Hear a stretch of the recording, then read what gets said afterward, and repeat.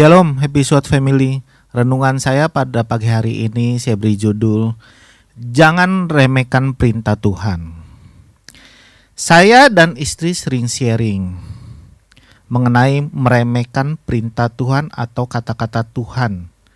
Dan kita juga suka gregetan sama orang-orang yang mau taat dengan perintah Tuhan. Apalagi meremehkan orang yang menyampaikannya. Amsal 13 ayat 13 berkata, siapa meremehkan firman, ia akan menanggung akibatnya. Tetapi siapa taat kepada perintah, akan menerima balasan. Nah, jika Tuhan sering berbicara melalui istri saya apa yang harus saya lakukan, baik di dalam bidang pelayanan, perihal memberkati, pribadi dan bagaimana melayani atau menyenangkan orang tua saya yang hanya tinggal mama seorang.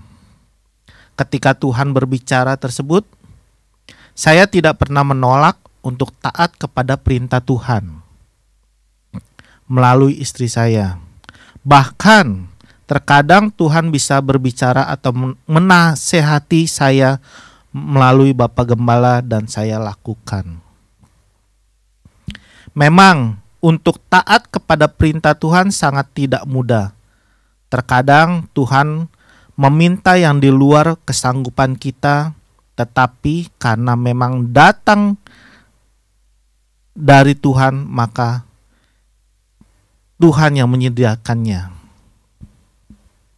Lebih baik dalam hidup kita ditegur atau dinasihati oleh Bapak atau Ibu Gembala, orang yang lebih rohani daripada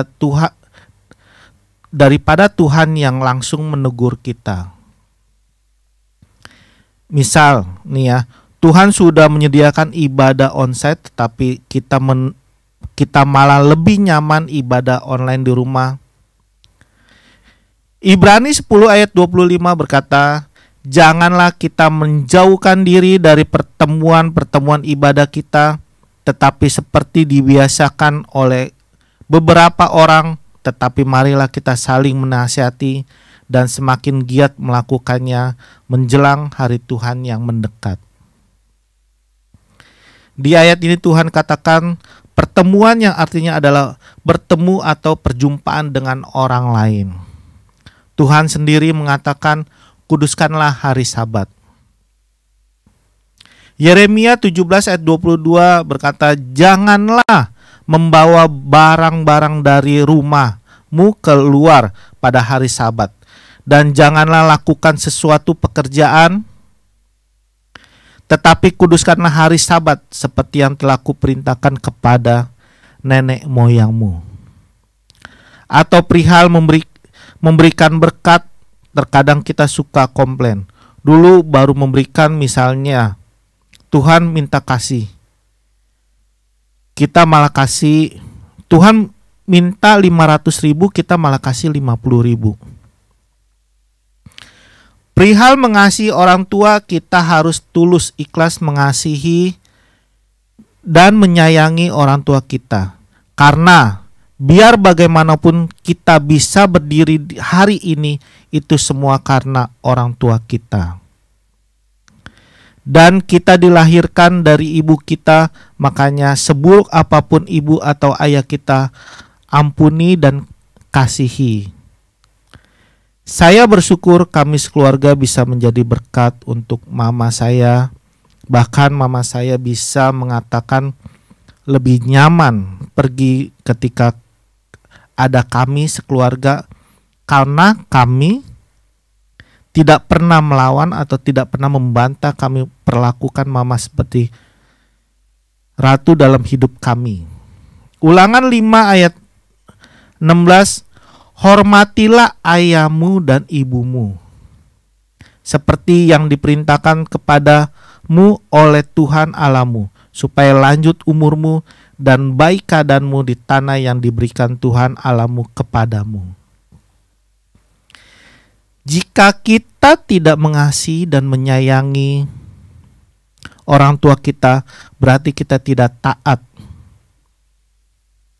pada perintah Tuhan dan akibat ketidaktaatan kita binasa.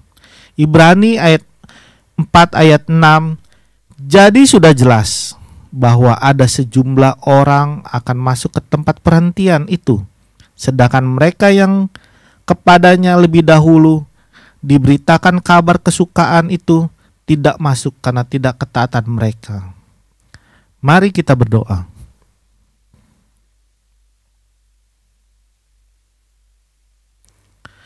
Tuhan, terima kasih Tuhan buat hari ini Bapa, pagi yang indah Bapa. Tuhan, ampuni kami Bapa jika ada kami Bapa meremehkan perintah-Mu Bapa. Ampuni kami Bapa. Tuhan, ajar kami Bapa agar kami selalu taat dan setia Bapa. Segala perintah yang Kau berikan buat hidup kami Bapa, apa yang harus kami lakukan Bapa.